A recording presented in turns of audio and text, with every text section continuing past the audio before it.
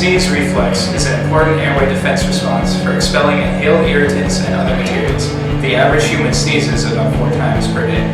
Sneezes are caused by stimuli. These stimuli can consist of allergens, chemical irritants, sun exposure to bright lights, cooling of the skin, or histamine-mediated These stimuli lead to systematic muscle contraction. This leads to closure of eustachian tubes, eyes, wide, and nasopharyngeal structures.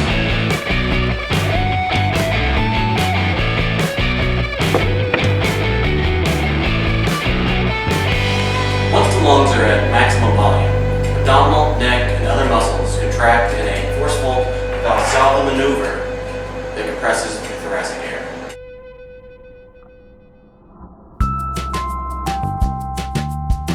Sudden flexing of the soft palate opens the nasopharyngeal space so the pressurized air column can rush through the nose and mouth at speeds of over 100 miles per hour.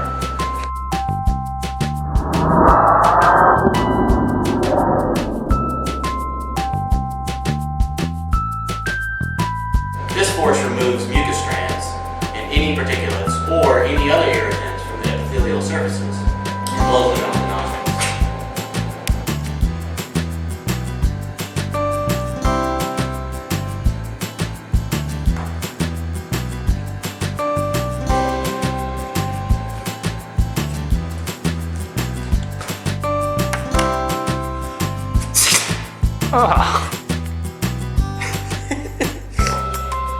Come on, sneeze.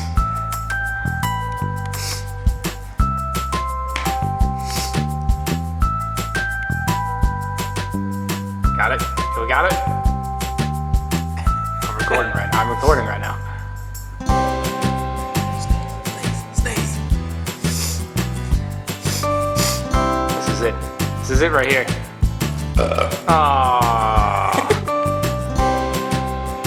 Sneezes are caused by stimuli. These stimuli consist of allergens, chemical irritants, sudden exposure to bright lights, cooling of the skin, or histamine-mediated cooling. It literally won't stop recording. This thing doesn't work. How do we do this on the camera? You hit the start red button.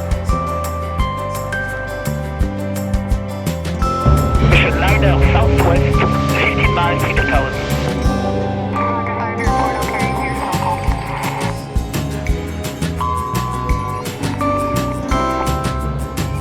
Clear the flight block 3 for Hobart 36000 approved.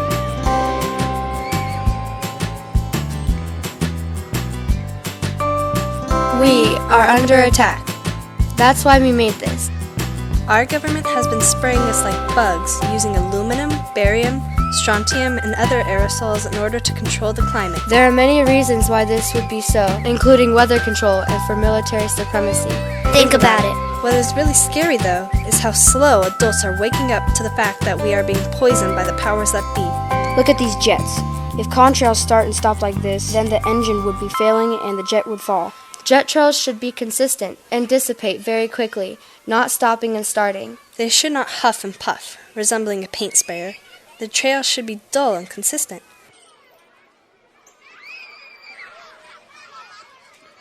Satellite and radar should not contain plane trails in ridiculous places, making patterns that turn to cloud cover. We are not exaggerating when we say that life itself depends on adults doing some basic, easy research about aerosol geoengineering. And joining forces with the growing movement to protect our planet from decision makers that have left you and I out of the conversation. So here's how you do the research. For starters, observe the skies above you.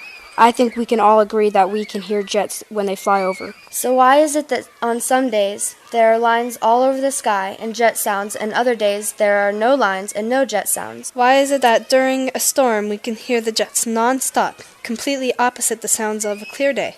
Commercial jet traffic should be nearly the same day to day. These are the things that are easy to keep track of, making you a researcher. The other thing is to pick out a jet leaving a trail in the sky and observe the trail over the next 4 or 5 hours. And observe the expansion and how the trail interacts with other trails. 25 years ago, a person would have to argue that there would be no trails after 4 or 5 hours, but watch and observe. A second area to research is on line satellite and radar to the west of you, even out over the ocean. Observe how jet trails in those images spread out like haze by the time those trails are overhead. Notice how the sky turns from blue to dull, gray, or even silver. What happened to our blue skies? This is easy to observe, but it does take a commitment to learning the truth. You can compare sky color, sounds, and jet trail activity day to day to see what should be consistent. Scheduled jet traffic and routes is not what is happening. The third area of research is patents. There are over 100 geoengineering patents, many of which disperse aerosol from jets. These patents exactly describe the expanding and lingering jet trails that we see in this video. These patents exactly describe the metals everyday people, concerned citizens, are finding in rainwater tests. All of these patents can be found online in multiple places. Next research is to test your rainwater. It's easy, inexpensive, and instructions are online. What we are saying isn't crazy. Scientists say they want to build reflective clouds in exactly this way, a process known as geoengineering, specifically stratospheric aerosol geoengineering. Arctic scientists monitoring ice melt and methane have declared a planetary emergency.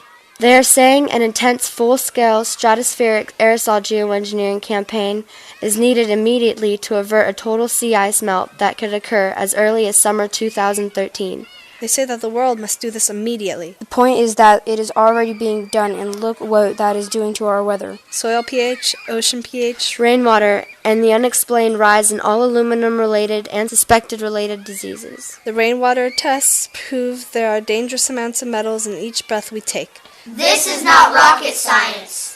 So far, man's intellectual control of our planet has fueled what scientists are calling the sixth great extinction. With species being lost 10,000 times faster than ever seen in the past, including meteor events.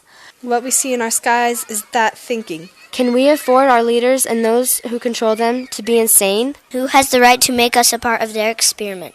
We are under attack.